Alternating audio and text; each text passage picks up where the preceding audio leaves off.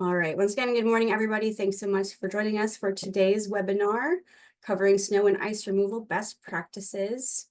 Really quickly, I'm just going to give an overview of AirTAP and what we offer, and then I will turn it over to today's speaker.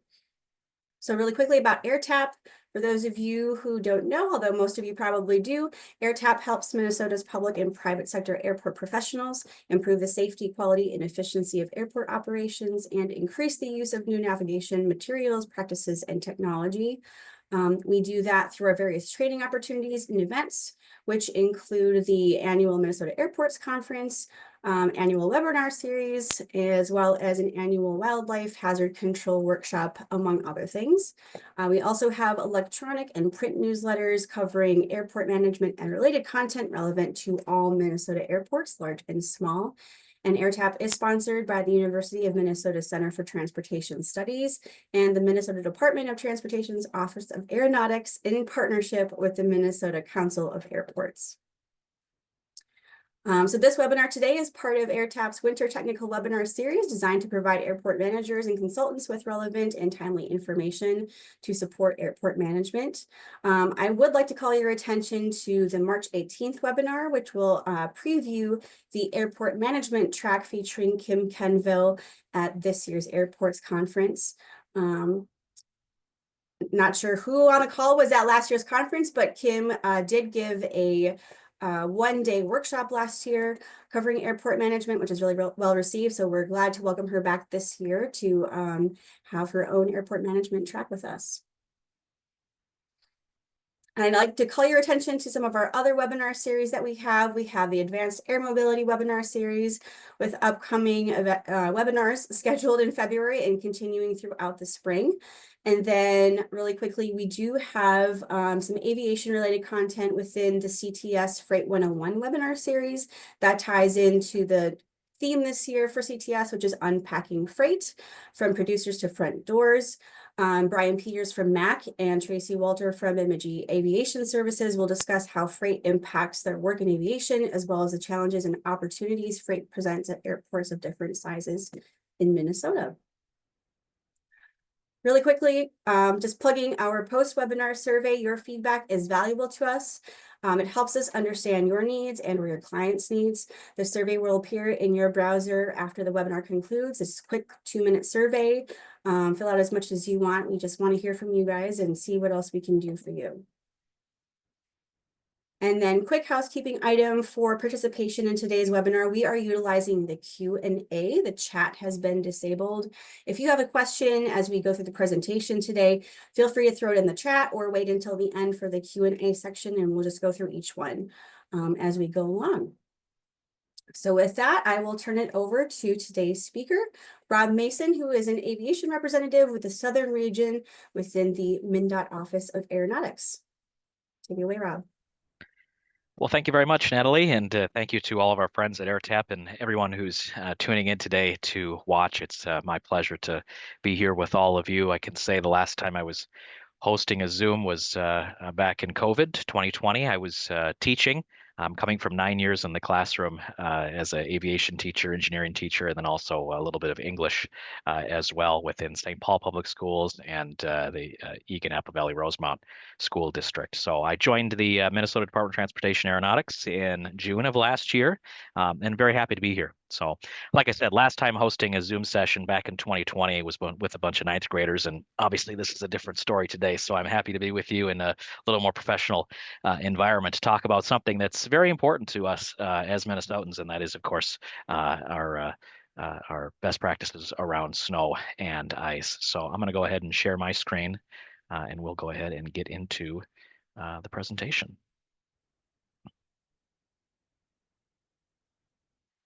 All right, so as I said, I'm Rob Mason, aviation rep within the Minnesota Department of Transportation Aeronautics. We've got a couple aviation reps that came on board in 2024, and I cover the South along with Jim McCanny, who's our airport coordinator for that region. So happy to be with you today. We've got a couple things to cover, and I hope that it'll be worthwhile and interesting for you. And anytime you've got a question or a comment, please put that in the Q&A, and then we'll cover our questions at the end. If I don't know the answer, I will get you an answer very quickly, I promise. So welcome aboard.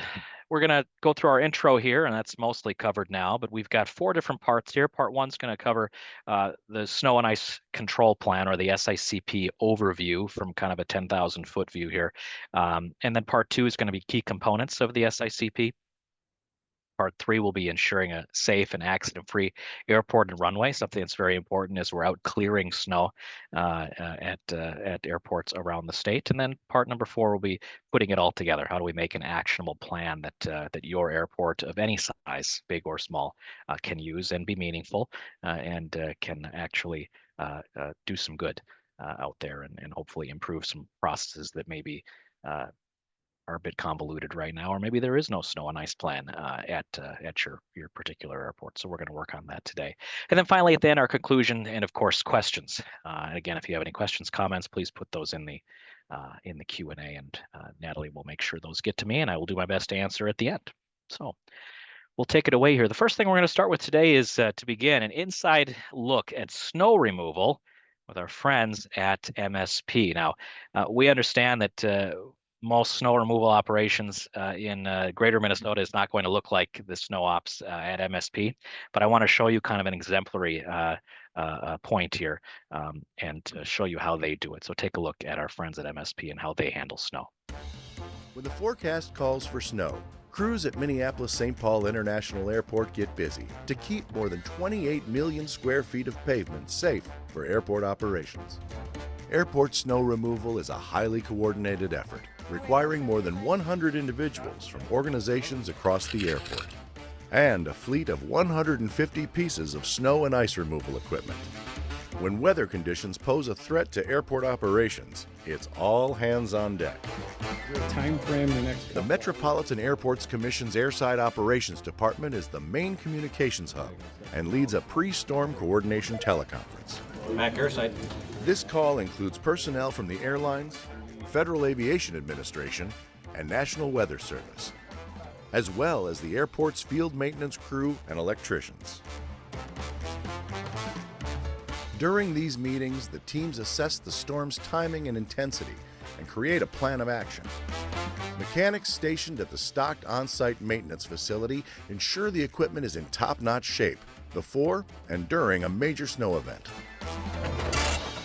When the call goes out, snow removal crews arrive ready to receive their assignments. Got a runway closure coming up. Let's mount up. Airside Operations documents runway conditions, reports to the FAA, and closes runways. Center copies, 1 to left, 30 right closed. 30 right is now closed. Copy that. Guys, we're going to get rolling here. Yeah. Depending on conditions and the time of day, runways are typically closed for only 15 to 20 minutes for snow removal.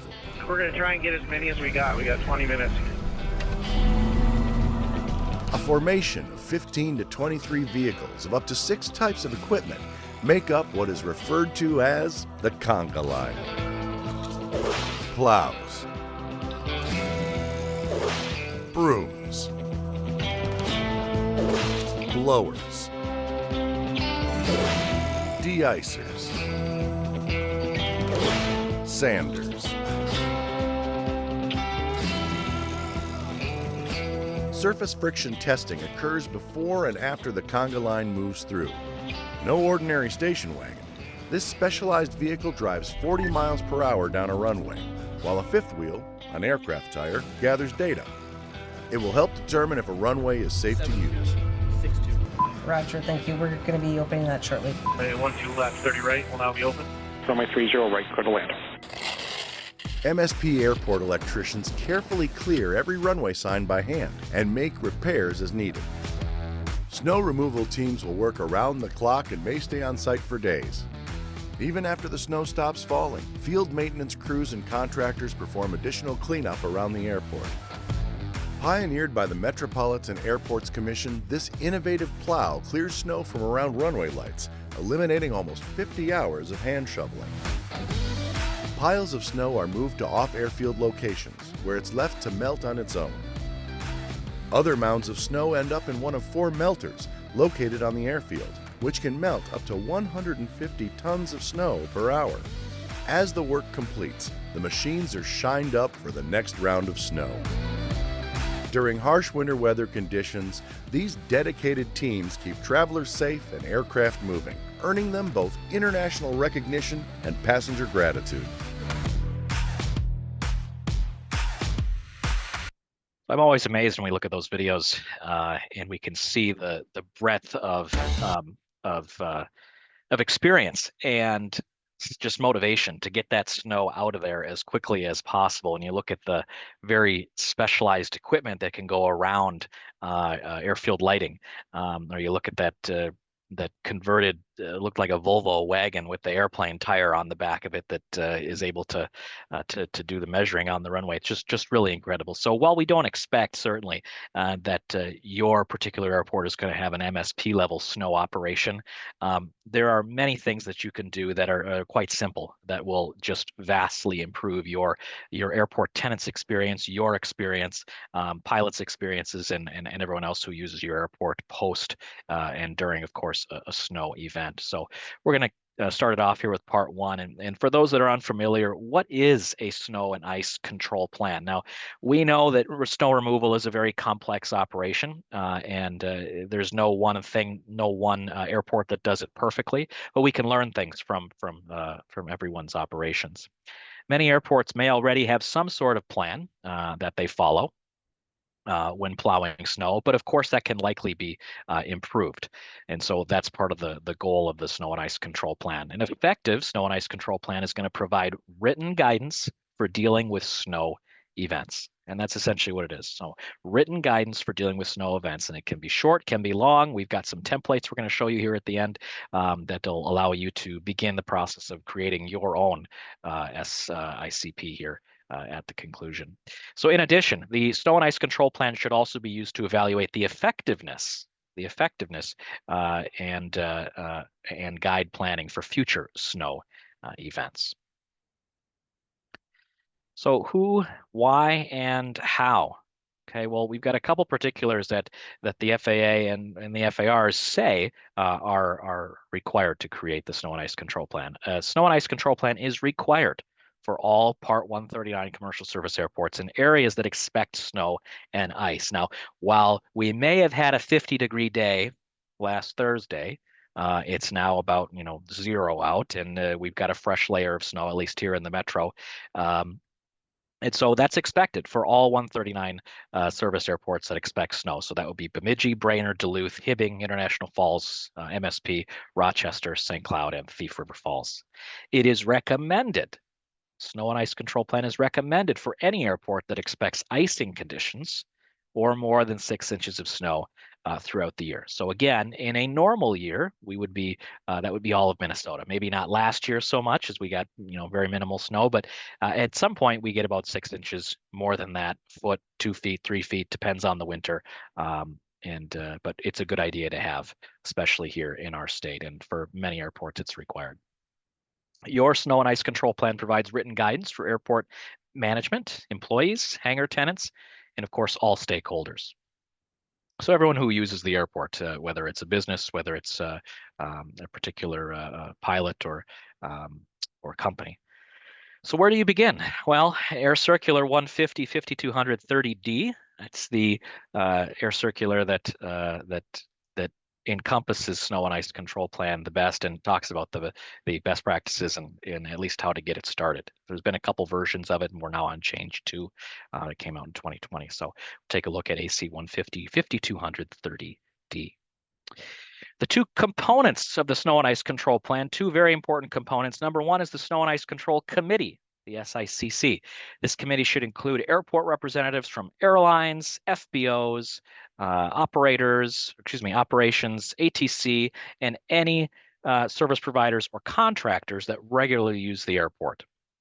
You should focus on pre-season planning, Okay, so we're talking about not just starting in November before the snow falls or after the snow falls. That's not the right time to do it.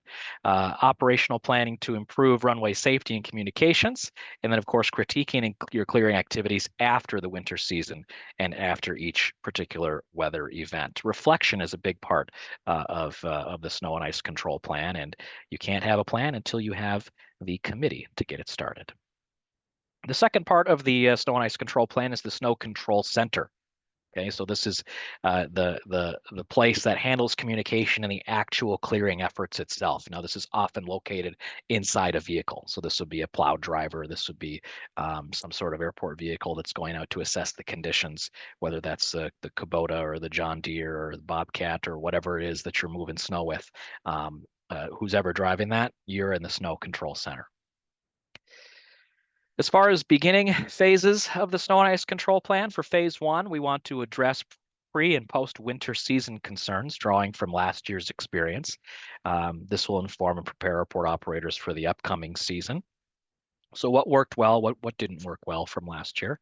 And then phase number 2 would be to brainstorm sequential actions and procedures that should be taken by airport operators for dealing with winter snow events and determine how you will notify airport users when a less than satisfactory conditions may exist, including runway closures, and how you're going to communicate that in a timely manner. Okay, we're not talking about just putting a sign up on the door. We're talking about NOTAMs. We're talking about proper notifications happening in a timely manner. We'll go through that here as well. So as we conclude part 1 here, and we talked about the definition of the snow and ice control plan. Now, although the snow and ice control plan is a standalone plan, it should integrate with other airport plans and programs to avoid any conflicts or duplications of procedures or responsibilities. Example, if an FBO is expected to clear snow from their ramp, this should be clearly written to ensure there's no confusion over who's going to clear it. And we don't want an airport vehicle then to go over to the FBO expecting that perhaps they're going to clear it. It's already done. Now we've had a miscommunication, and now we're wasting time trying to figure out what went wrong when we've got the snow still coming down and you could focus your energy elsewhere. To create the snow and ice control plan for the first time, we want to refer to that AC 150 5200 30D for some helpful tips and tricks. And in part 2, we'll explore best practices and procedures that will help you outline and to create that plan. So we'll dive right into part number 2 here. Some key components of the snow and ice control plan. We want to talk about clearing priorities. Okay? Every airport's going to have a different set of priorities when it comes to snow removal. You know your airport better than anybody, and so it's important that you act accordingly. Classify which areas of your airport are going to be prioritized first.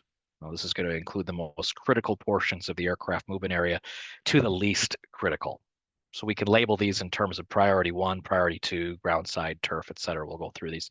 Priority 1, obviously, we want to clear those runways first. Taxiways, ramp, an airport fire station, if that's applicable, a service road, nav aids, glide slope, localizer buildings, any place that snow is going to be collecting that could affect any of those precious navigational aids, and any other areas that may be deemed essential by your particular airport.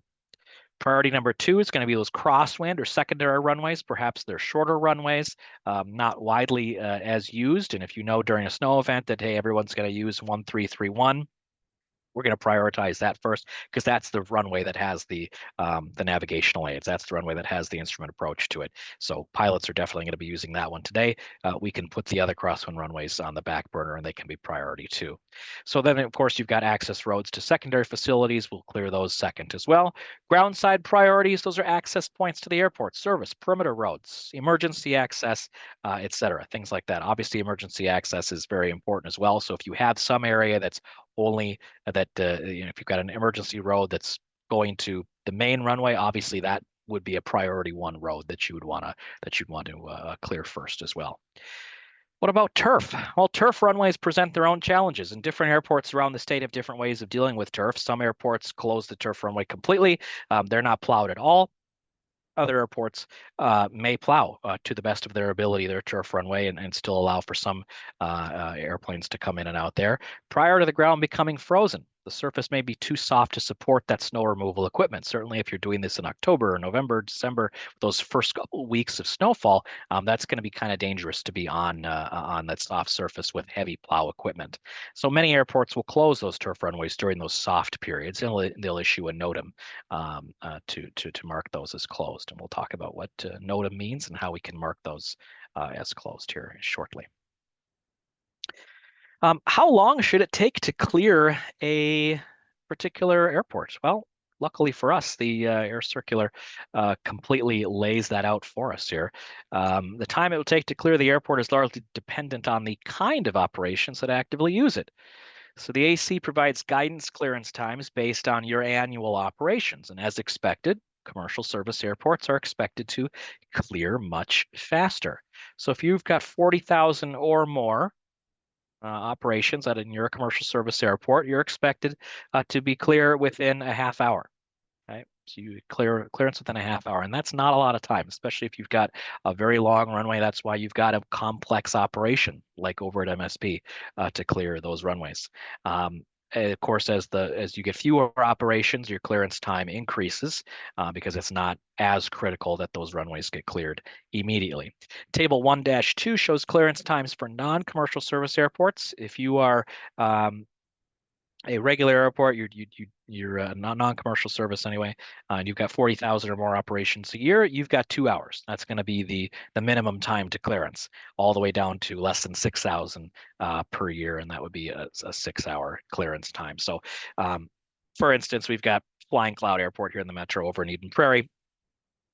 You've got 100,000 annual operations there, so they would be expected to have a 2-hour clearance window there versus an MSP with they're looking at the half-hour mark.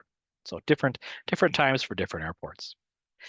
We often hear this term "no worse than wet" when describing airports and in favorable conditions. Now, snow, ice, and slush should be removed as expeditiously as possible. The goal in all of this, when we're clearing snow, is to maintain these runways and taxiways in a no worse than wet condition, i.e., no contaminant accumulation condition. But it is understood, of course, that this is not always possible. But if we can maintain them no worse than wet, airplanes are going to have a much easier time landing.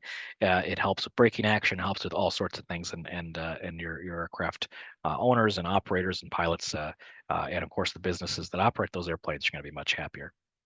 A question that often comes up: are city plows use salt on the roads, or sometimes a mixture of sand and salt? Is that okay for runways? Now, if we're talking about salt, no. Using salt to help remove ice on the runway is a bad idea. Most airplanes are made from aluminum.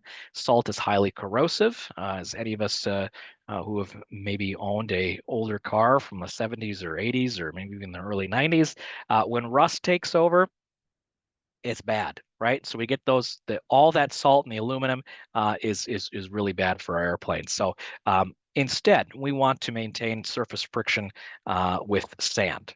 Okay, so the application of sand is very important when conditions prevent the prompt removal of snow, slush, and ice. So sand, many cities, municipalities have their own sand supply.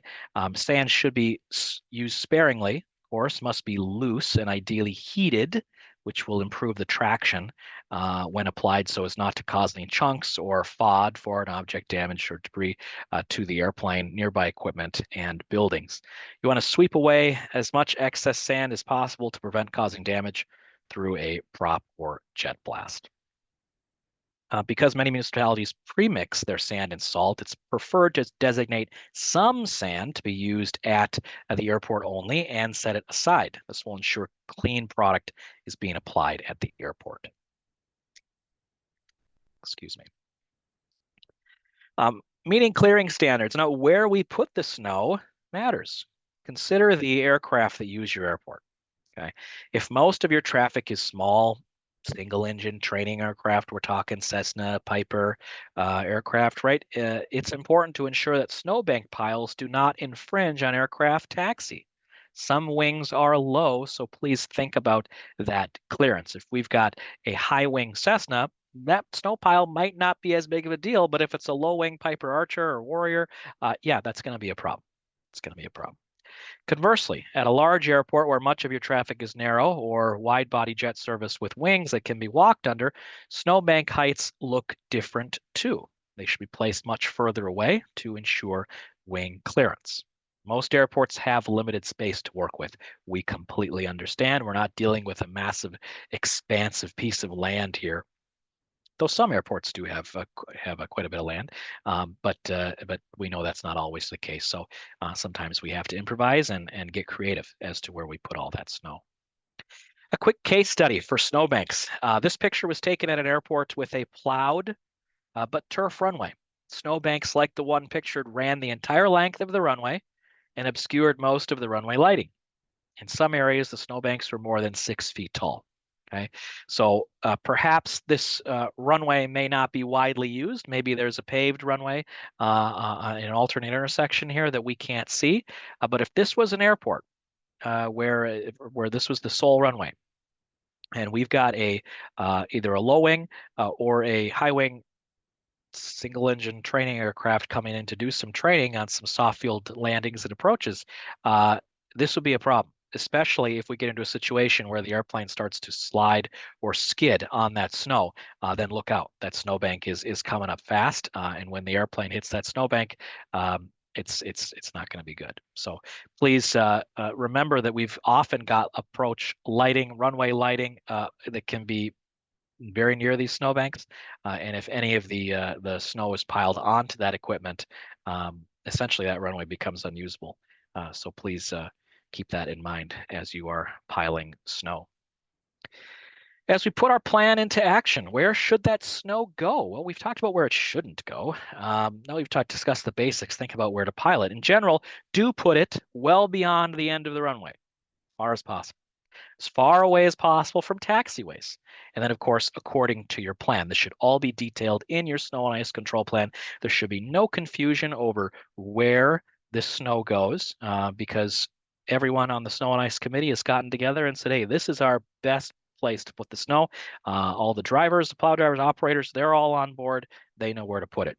Do not put it on the airport runway, on airport or runway lighting. Okay, so we're talking taxiway signage. We're talking any sort of navigational aids close to the approach and departure ends. And of course, glide slopes or localizers. That'd be very bad to pile snow onto those. Okay. So some things to think about. And most of you have a great handle on where you put your snow because you've been doing this for a long time. But that definitely means that we can certainly keep improving on that process. So what about equipment, right? We've talked about, how to move the snow, where to move the snow, but with what, right? Effective snow and ice control is largely dependent on an airport's equipment fleet. The number and types of equipment used paired with qualified personnel factor into how quickly these priority areas can be cleared.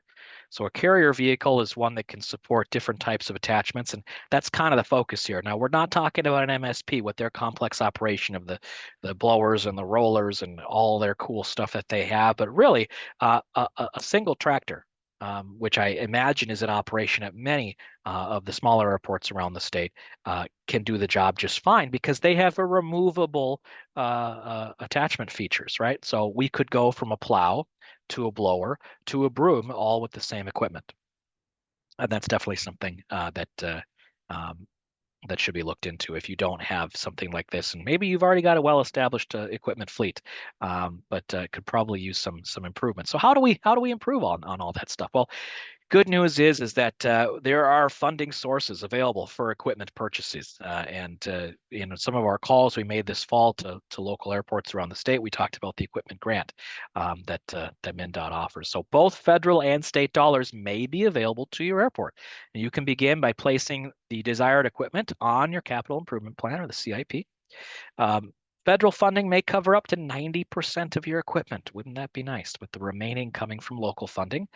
State funding for both NIPIAS and non may cover up to 2/3 of your purchase, with the remaining coming from local funding. So money is out there. Please do your research. Talk to us at MnDOT Office of Aeronautics. We've got an entire team that focuses on development and grants, and we'd love to look into that for you if you have any questions on equipment and how we can get some more dollars to your airport. Part 3, as we begin here, ensuring a safe and accident-free airport runway. Now, I think this is probably the most important part of the entire snow and ice control plan, is how we're going to mitigate accidents. We're going to mitigate the risk of being out on slippery surfaces around airplanes with fast spinning propellers, jet engines, what have you, and keep everyone safe at the airport. So we'll dive into this now. In addition to clearing and preventive measures, your snow and ice control plan should also include safety procedures specifically directed toward reducing surface incidents and runway incursions. Now, our part 3 here will highlight various safeguards that can be incorporated into your snow and ice control plan so that airport personnel are able to maintain an accident-free airport and runway. In addition, we'll cover radio communications and what happens when radio communications fail, airfield signage and lights, low visibility whiteout conditions, and of course, driver fatigue, which if you're out plowing snow all night long in anticipation of operations resuming, it can be extremely fatiguing and taxing. Anytime an aircraft, person, or vehicle enters an active runway, we're going to talk about runway incursions here, there's a possibility of collision and loss of life. Being aware of your surroundings and keeping others informed of operations can help reduce the potential for runway incursions. I want to show you this clip here. This is of 2 airplanes, one landing and one about to cross an active runway. And we don't have any audio with this one. We've got sound in the airplane, but we don't have any audio for the pilots, which would have been, I think, very beneficial to listen to. But you could see the danger of how quickly these things can go out of control. Take a look.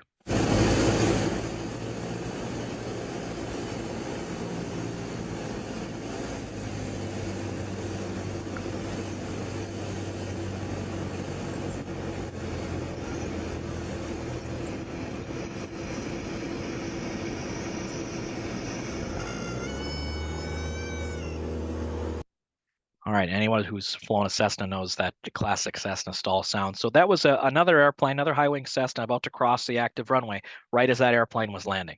Not sure on the communication side of things, if they said they were landing, if the other plane said they were taxiing across, but bad situation. That's runway incursion, right? That airplane entered an active runway while another aircraft was using it. That's a huge no-no. Potential for major loss of life, catastrophic disaster there. So anytime we're driving, whether it's in the plow, whether it's in an airport vehicle, and hopefully we've got a light on top of our vehicle that says who we are, where we are, watch out for me. We've got a radio and we can talk to people. That's going to mitigate that risk. And it's extremely important as we dive into to operations on the airport, especially for folks who may be driving the airplane, but hey, you're not a pilot, maybe you're not well versed in aviation phraseology. We've got a few tips and tricks for you in here as well. All right, areas of concern. We've got a few points on the airport that you need to be wary of always. Runway incursions are more common at complex intersections where more than 2 runways or taxiways may intersect with each other. We need to be aware of obstruction intersections where the pilot cannot see the entire length of the runway they're entering or the crossing. We're talking about, some airports have very, very long runways, more than a mile long, and it can be very difficult to see all the way down that runway. Hey, is that airplane out there? Did it just land or is it taking off? I can see the lights on, so I know it's moving, but I don't know whether it's speeding up or slowing down. Take a step back, wait. Do not cross into that active runway, right? We're not sure what it's doing. Let's pull out the radio. Let's listen. Let's talk. Aircraft or vehicle traffic taxiing, driving on the runways, that can be very hazardous, right? Hopefully they've got those lights on that are flashing. In general, just be very cautious when operating at airports with parallel runways. We don't have a whole lot of airports here in the state that have parallel runways. Of course, Flying Cloud, MSP, Crystal back in the day, but not anymore. It had parallel runways, right? So it can be very confusing to drivers whether that airplane is over there or over there, depending on your vantage point, and sometimes can be tough. So those are some areas of concern to always take a look at very closely. When you're using the radio, right? A good 2-way radio should be used anytime a vehicle or person is near or entering an active aircraft movement area. And that's not just the runway. That's going to be taxiways. That could be a FBO ramp. You've got airplanes moving all over the place. Radios are useful for many situations, not just plowing, but mowing, inspecting, and daily airport operations. Our 139 airports are very familiar with radio usage. You should know what your airport's CTAF is, that common traffic advisory frequency, right? If we're at an untowered airport, chances are it's 122.7, 8, 9, 123.0. It's going to be one of those frequencies. Otherwise, if you're at a towered airport or you got ground control, you're talking to a person in the tower, and they're going to be able to give you instructions and to help you effectively navigate that airport when you ask for permissions. So always know who you're talking to, even if you're just at an airport without a tower. Someone could be listening, and it's very important that you maintain that professional nature on the radio. Radio users should be familiar with common radio terms and verbiage used by pilots. It's helpful to know the legs of a traffic pattern, right? Upwind, crosswind, downwind, base, and final, and know what each of those mean. Perhaps there's a few different phraseologies here now for upwind. Upwind is now being kind of replaced by you're on the departure leg of the traffic pattern, but different pilots, me certainly, I still say upwind. So it's important to know what each of these phrases mean and what each position of the traffic pattern is and where it's located. Be clear and concise. Do not add more words than necessary. At towered fields, always read back those instructions. So air traffic control is going to give you an instruction. You're going to read it back to them to ensure that you understand. And if you don't read it back correctly, they will correct you and ensure that you know what you're doing. It's important to know some common phrases of an instrument approach too. Okay, at non-towered fields, upon call up, if you're at an instrument approach, most pilots will report their initial position in distance from the airport, but not all do. Okay, if they're flying on an instrument approach, which is a straight in long final, usually to the runway, they may say they are, quote, on the ILS or on the RNAV to a specific runway. They may report that they're passing a specific fix or an intersection. So it's helpful to know where those particular intersections are. Knowing these fixes will allow you to gauge distance and help you to know how soon they will be landing. If in doubt, use your radio and ask the pilot for distance in time. You can queue up and say, Cessna 771, Lake Elmo operations, can you give distance and time, please? And they'll say, sure, we're expecting to land in 3 minutes. Okay, and that tells you exactly how much time you have to cross that runway. So we're looking at the Lake Elmo RNAV 14. And we've got a couple different fixes on that approach. Liam, Sayost, Hopsa. I know that if someone called up, if I was plowing the runway there and they said they're located at Hopsa, where is Hopsa? And I'm certainly not going to pull out my approach plate to look it up. So that's when it's just helpful to queue up on the radio and ask. And finally, talking on the radio doesn't have to be scary. This is something that many people struggle with, pilots and non-pilots alike, right? Talking on the radio can be intimidating, but it doesn't have to be. One of the best ways to become familiar with how pilots use the radio and some of the local frequencies at your airport is to just listen in, right? Tune up that frequency, that common traffic advisory frequency, whatever it is, or whether it's ground or tower, and listen to what those pilots are saying. Learn the phonetic alphabet, Alpha, Bravo, Charlie, etc. When communicating with others on the airport, state the following: who you're talking to, who you are, where you are, what you want, and if you're at a towered field, read back the instructions. When I was learning to fly, my instructor explained it like we're ordering a pizza, right? We're calling up Domino's, we're saying who we are, we're saying where we are, and we're saying what we want. And then if we've got a tower controller, they're going to give us those instructions, and it's our job to read it back to them. And finally, some advice for plow operators. As you drive around and you get more experience at your particular airport with your equipment, it's important that you educate and train for low visibility and whiteout conditions. Include special instructions to terminate snow removal operations when visibility is too low and it's now going to impair your driver's ability to safely navigate. Set standards for how long a driver can operate on the airfield to minimize fatigue, whether that's an hour, 2 hours, whatever it may be. Maybe conditions will dictate that. Minimize distractions, such as non-essential telephones or radios during snow removal operations. If personnel are available, add a second person to each vehicle to handle the communications, right? Makes it so much easier if you can just focus on driving and plowing while the person in the right seat is able to talk on the radio and to talk to people and say what you're doing. Ensure airfield guidance signs and mandatory hold signs are clearly visible and operational. If snow or ice cannot be promptly removed, ensure that the appropriate NOTAMs are in place to identify the obscured and/or missing signs.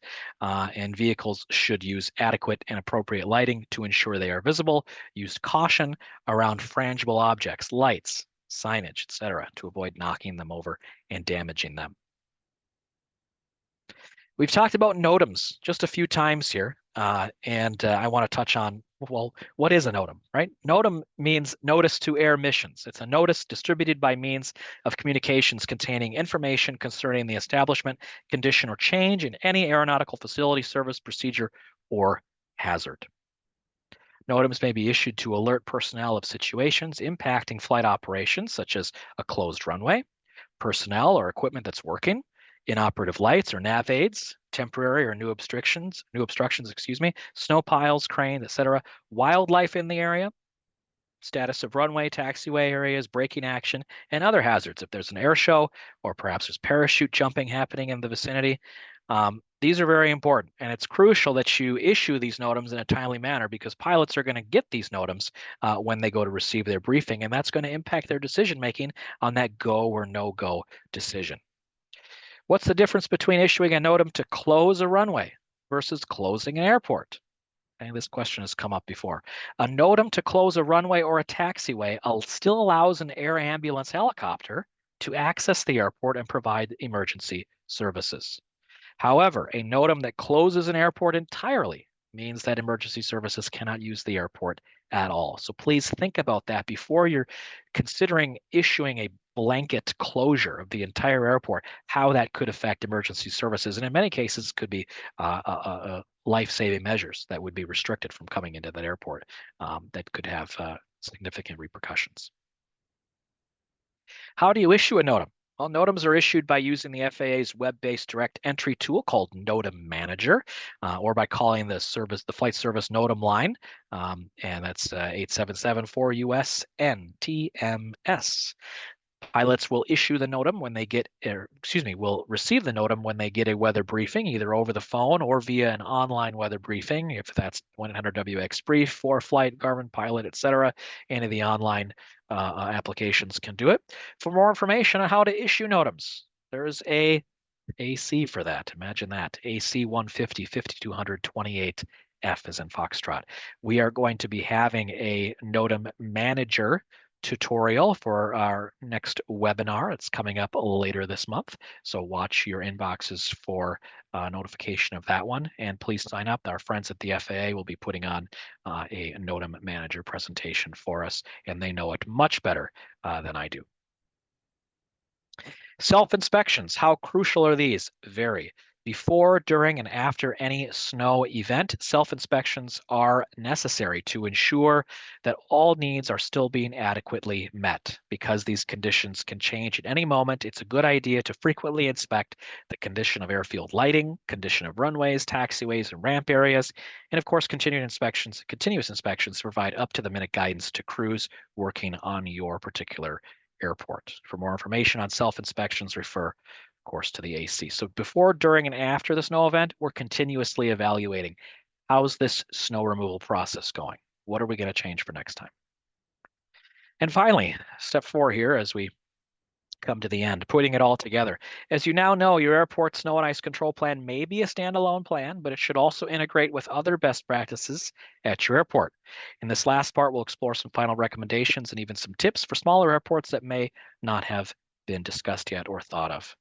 A snow and ice control plan template is available for free from the FAA. We'll make it available on our aeronautics website, and it's also available in the MnDOT snow and ice training for airport managers. And there's a QR code here at the end of the presentation with that. Remember, snow and ice control plans are required for Part 139 airports, and they must be approved by the FAA. So some key takeaways here as you explore the template, and we'll give you that link here in a moment. Think of different stakeholders you'll want to include in your planning.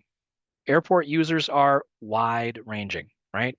Not just pilots, they're not just the FBO, they're not just people doing flight training. You've got businesses, you've got local folks that use that airport, deliveries, all sorts of stuff. Hangar tenants, airport businesses, city municipality crews, flight schools, FBOs, they're all important stakeholders. They should all have a voice in your snow and ice control plan.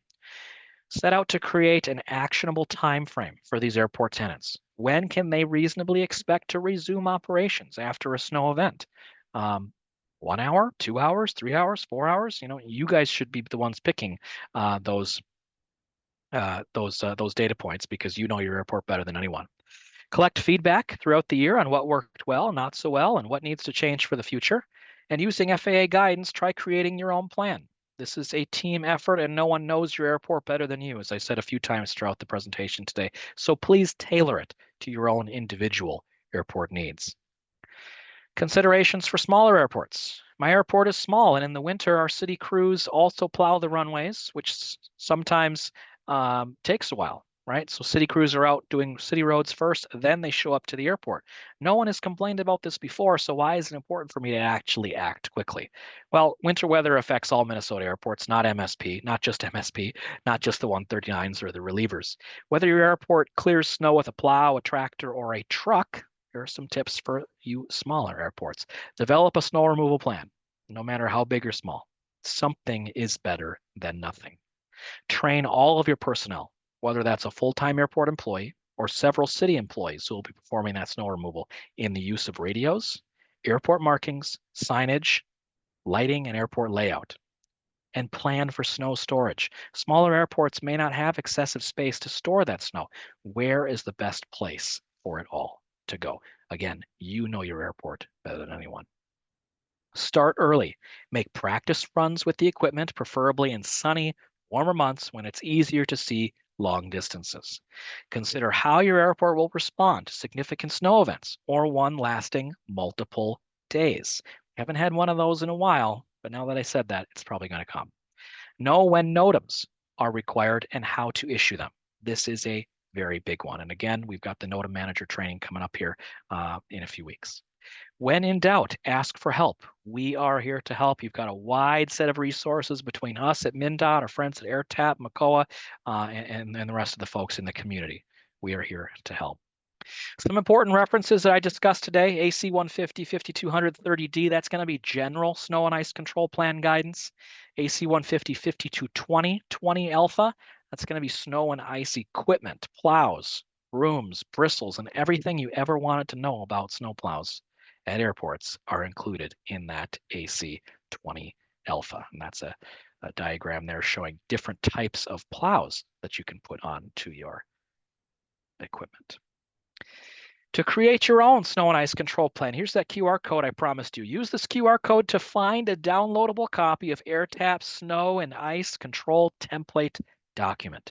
Use this template as you brainstorm possibilities for your own snow and ice control plan. I'll leave that up here for just another minute if you'd like to take a picture of that, and it'll take you to AirTAP's link where you can find that sample document, and you can just start plugging away, brainstorming, entering a few things into the template, and you'll be amazed how quickly your plan will take shape, largely putting in what you already do, because we understand that most of you have a very good system in place, and we're not seeking to change that system.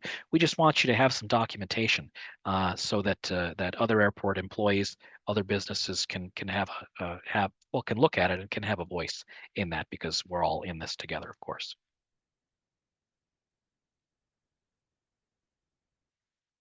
Regional contacts. If you've got questions, well, we'll do our best to find answers here. On the MnDOT side of things, in the north, we've got Jared, who's our airport coordinator, and then Dimitri, who's the aviation representative for the northern region. Central is currently being shared by both Jared and my colleague Jim McCanny, and I'm with Jim McCanny here in the south. So the state is laid out as far as MnDOT's concerned with the north, the central, and the south. I'm covering the southern part of the state, and then we've got Dimitri up in the north with Jared. We are here for you. And if we don't have the answer, obviously, we're going to find it very quickly.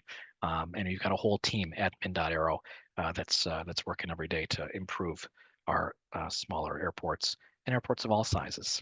So again, regional contacts here, those are our emails here. You've got Jim McCanny and I in the south, and you've got Jared and Dimitri in the north, currently sharing the central region.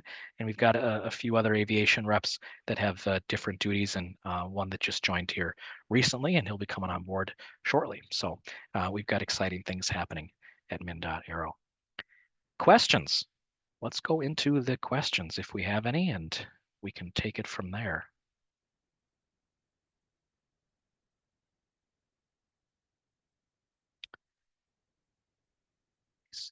Seeing anything in the Q&A right now, we can give folks a minute. Okay, any questions, comments, please throw them in there.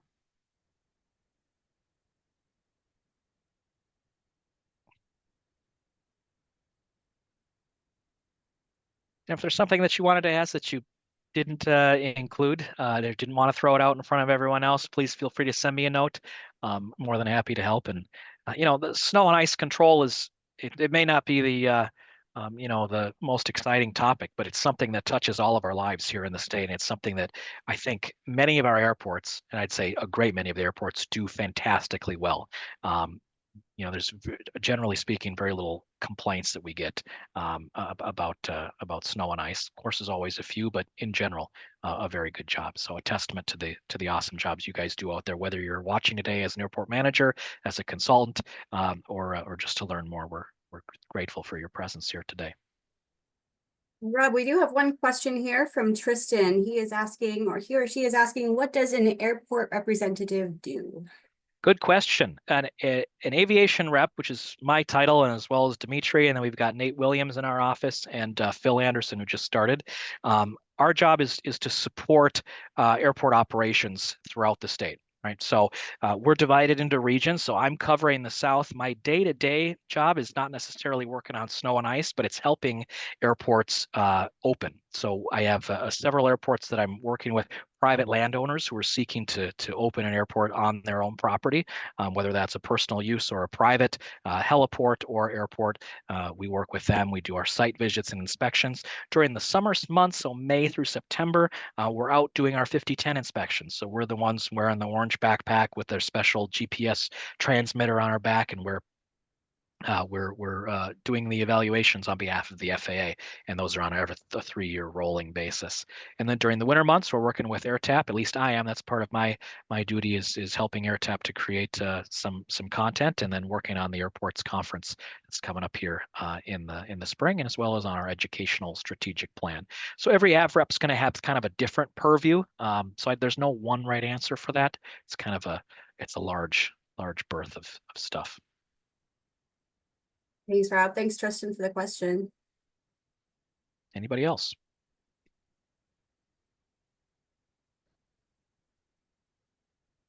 I'm not seeing any other questions come in here. So Rob, I want to thank you again for being here today and for sharing everything. Folks will follow up with you with an email with the links that we shared with you today, just so you have that at your fingertips. And then once again, just a quick mention to, if you have a second, please fill out the evaluation form that will appear in your browser at the end once we conclude the webinar here. And we look forward to seeing you at future webinars and events with us. Thanks so much, everybody. everyone. Bye-bye.